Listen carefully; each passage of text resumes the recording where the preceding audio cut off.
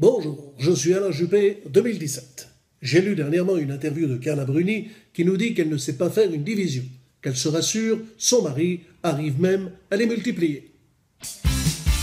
Oui, bonjour, c'est Miel Robin, c'est moi. Alors, lors de son interview du 14 juillet, François Hollande revendique avoir baissé les impôts. Oh là là, oh, c'est bien d'oser le dire le jour où les Français consomment le plus de pétards. Hein,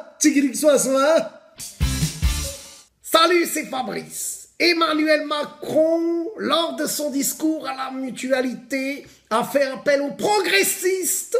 Depuis Valls rejoint les dépressifs et du coup pour François Hollande en 2017, il ne reste plus que les réservistes. C'est hallucinant.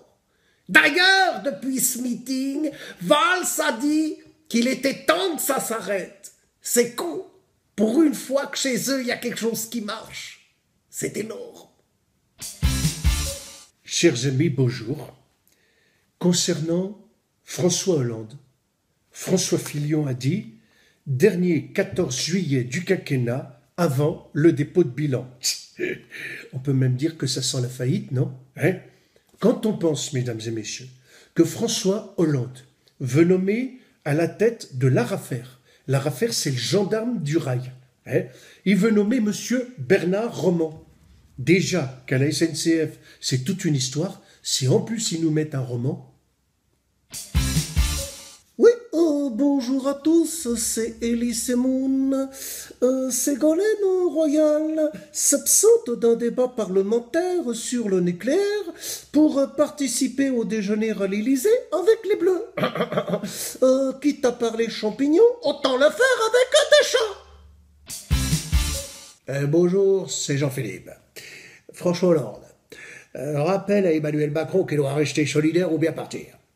Je pense personnellement, moi-même, que ça va pas être facile pour lui de rester en marche. Non? Bonjour, c'est Michel Boujna. Le gouvernement estime que le report de l'âge à la retraite n'est plus nécessaire. Pour lui, si, il est même primordial. Salut les copains, c'est Patrick. C'est génial. Vous avez vu, Marion Cotillard a obtenu la Légion d'honneur. Pendant ce temps-là, Ribéry, il a conservé ses Légions d'honneur. Je l'adore, elle est géniale celle-là.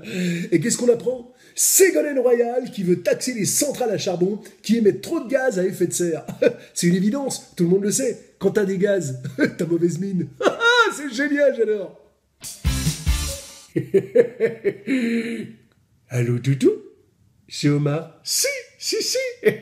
Alors, qu'est-ce qu'on apprend, Jean-Marc Morandini est soupçonné de pornographie et de pédopornographie dans les webcastings qu'il organise avec sa société de production.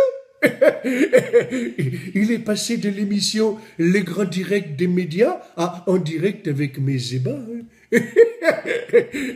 C'est des malades, ils sont fous. Bonjour, c'est Benoît Poulouard. Alors en Argentine, 98% des étudiants en médecine redoublent. Alors quand on vous dit que pour être médecin, il faut d'abord être patient. C'est lourd, c'est très très lourd. Ouais, salut, c'est Candé Laurent. Et Florent Manoudou est devenu propriétaire d'un restaurant. Après avoir été un bon plongeur, il devra apprendre à faire des plats. Bonjour à tous, c'est Patrick Timsit. Dans le Haut-Rhin, le versement du RSA sera soumis à 7 heures de bénévolat par semaine. Ça sort encore la prime pour les fonctionnaires. L'hôpital Pompidou à Paris a dû fermer ses urgences à cause d'un champignon, alors qu'à l'Élysée, avec tous les parasites, toujours aucune mesure. C'est dur. D'après une étude, le surpoids réduit l'espérance de vie. Emmanuelle Cos devrait faire attention, elle va bientôt être en soins palliatifs.